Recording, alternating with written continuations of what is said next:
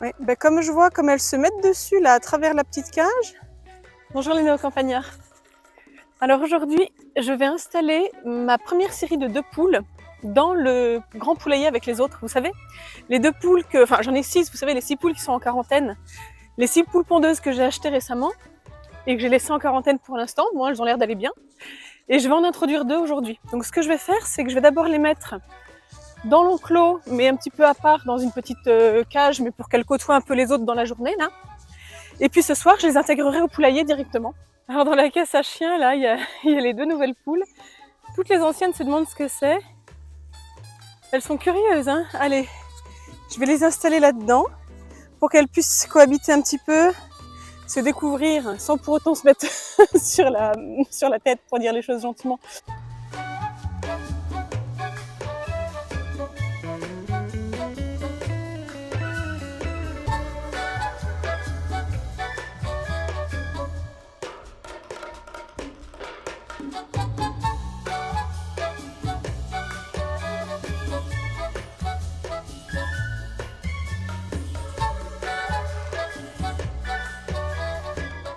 Donc les 2 nouvelles poulettes redécouvrent un petit peu l'herbe. Elles vont faire connaissance avec leurs copines sans pour autant pouvoir être attaquées. Donc voilà, je suis à peu près sûre que ça va bien se passer.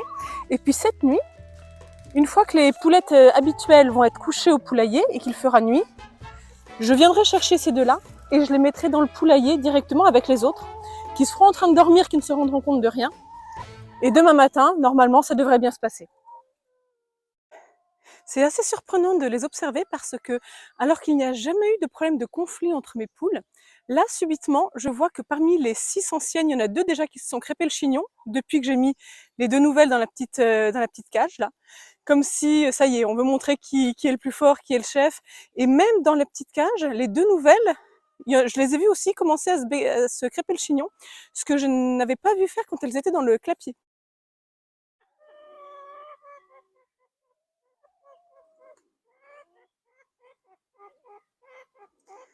Oui, ben comme je vois comme elles se mettent dessus là à travers la petite cage, ce n'est même pas dit que je les mette dans le poulailler ce soir. J'ai peut-être intérêt à les mettre comme ça plusieurs jours de suite pour qu'elles s'habituent les unes aux autres parce que j'ai peur que ce soit un peu plus compliqué que ce que j'imaginais.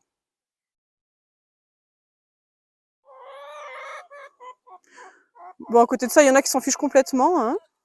J'en ai une au fond là-bas, une devant, une hop, voilà, qui vient de disparaître derrière, qui rentre dans le poulailler, qu'on n'a strictement rien à faire. J'en ai 2 qui sont intriguées, qui restent pas loin des nouvelles, mais sans rien faire. Et puis alors celle-là, mais qu'est-ce qu'elle est mauvaise! Qu'est-ce qu'il y a, ma poulette? Ouais. Bon, toi, t'en as rien à faire, tu gratouilles, c'est tout ce que tu demandes. Mais alors, par contre, là-bas, ouf!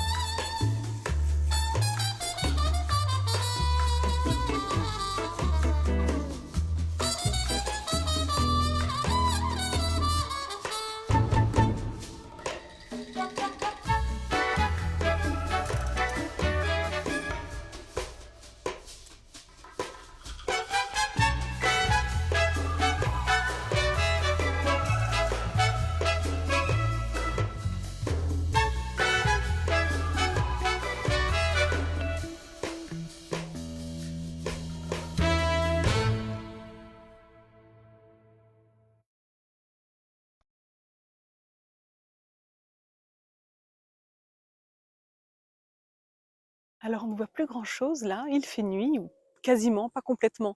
Moi, j'arrive encore à voir clair, mais en vidéo, je pense qu'on va pas voir grand-chose. Je fais un essai.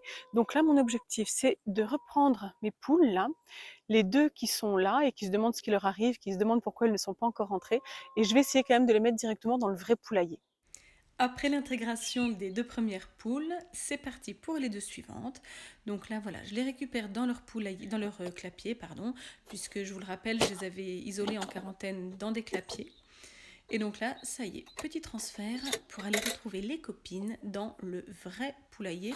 du moins dans un premier temps pour la journée, dans l'enclos, toujours dans la petite cage à part, pour permettre une acclimatation progressive, qu'elle fasse connaissance avec les copines et éviter qu'elle se mette dessus comme ça pourrait arriver. Je dirais même comme ça arrive immanquablement quand il y a une introduction de nouveaux individus.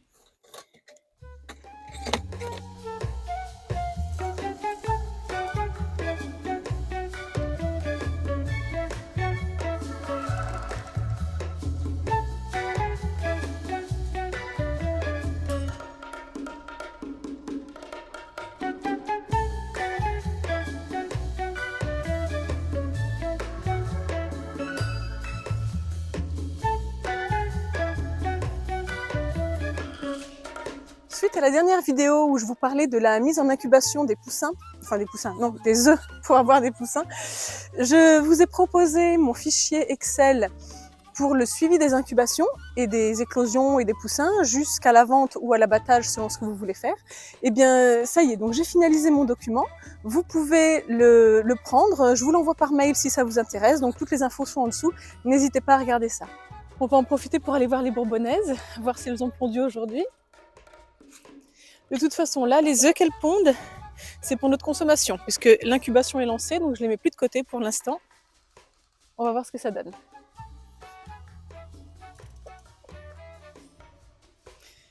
Alors, bon, déjà, toute la petite famille est là. Ça a l'air d'aller bien. On va regarder dans le poulailler. Ah tiens, au fait, cette histoire de... J'avais oublié, on va vérifier cette histoire de grit. Oui, bah elles n'y ont pas touché au grit. Hein. Autant elles ont mangé des coquilles, donc elles ont besoin de calcium, autant le grit, elles n'y ont pas touché du tout. Bon, ce qui est assez logique, hein, vu qu'elles sont en plein air et qu'elles ont tout ce qu'il leur faut a priori dehors, mais voilà. On en a confirmation. Alors, les œufs. Ah, bah, il y en a même un qui date d'hier, parce que là, il y en a trop. Il y en a trop. C'est pas normal. Et ben, c'est qu'il y en a un qui a été pondu hier après-midi et je n'étais pas venue voir. Alors, on va récupérer tout ça.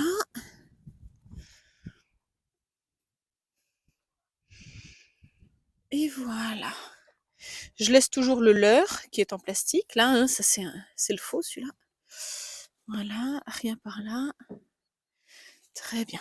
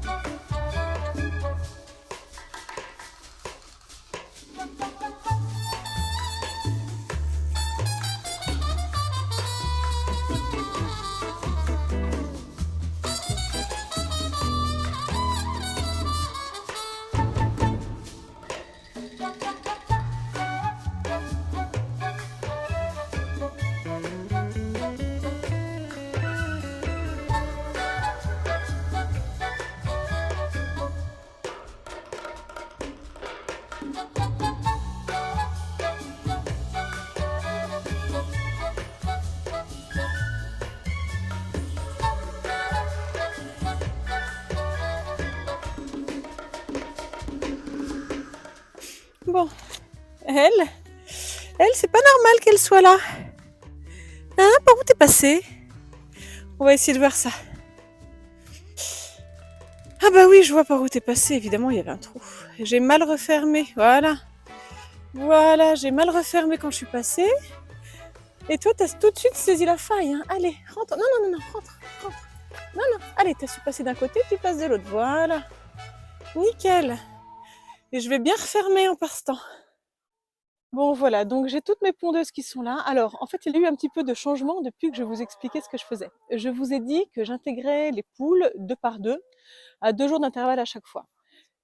Je n'ai pas fait, enfin si, c'est ce que j'ai fait. C'est pour ça qu'il y a encore les 2 dernières là qui sont ici là, dans la cage pour qu'elles fassent connaissance avec les autres avant d'être réellement en contact. Donc c'est bien ce que j'ai fait. Ça s'est plutôt pas mal passé, mais entre-temps, je vous ai dit que sur mes 6 vieilles poules, il y en a 2 qu'on gardait parce que c'était des animaux de compagnie, mais qu'il y en a 4 dont je devais me débarrasser. Je m'en suis déjà débarrassée de 2. Merci à mes enfants qui s'en sont chargés. Donc voilà, 2 poules de moins déjà. Il reste encore 2 poules dont il va falloir se débarrasser. Mais donc ça, voilà, ça déséquilibre. En fait, je pensais intégrer les poules 2 par 2 pour ne pas trop déséquilibrer le parquet, et de toute façon il est complètement déséquilibré, donc c'était pas un super plan, c'était pas un très bon calcul. Un internaute m'a fait remarquer, merci Papinoun, que j'aurais peut-être mieux fait de les mettre toutes les 6 d'un coup plutôt que faire 2 par 2. Donc finalement voilà, je vous ai montré comment j'avais fait. Le fait est que ça marche pas trop mal, puisque là les 2 séries de 2, donc les 4 qui sont déjà intégrés sont très bien intégrés, manifestement il n'y a pas de souci. Donc je pense pas que ce soit une mauvaise solution, mais je peux pas non plus dire que ce soit vraiment la chose à faire, puisque de toute façon le parquet est déstabilisé, qu'il y en a 2 de moins, etc. Donc c'est difficile de tirer des conclusions. Comme dans toute expérience en fait, et ça voilà, il n'y a pas besoin d'être un grand scientifique pour comprendre le principe. Si on veut pouvoir tirer des conclusions, inévitablement il faut ne modifier qu'un seul paramètre. Si on modifie plusieurs paramètres, on ne peut pas savoir comment tirer les conclusions correctement. Donc en fait voilà, je vous fais part de mon expérience, à vous de voir ce qui peut convenir à votre situation. Je vous dis à très bientôt, n'oubliez pas de vous abonner en attendant. À la prochaine.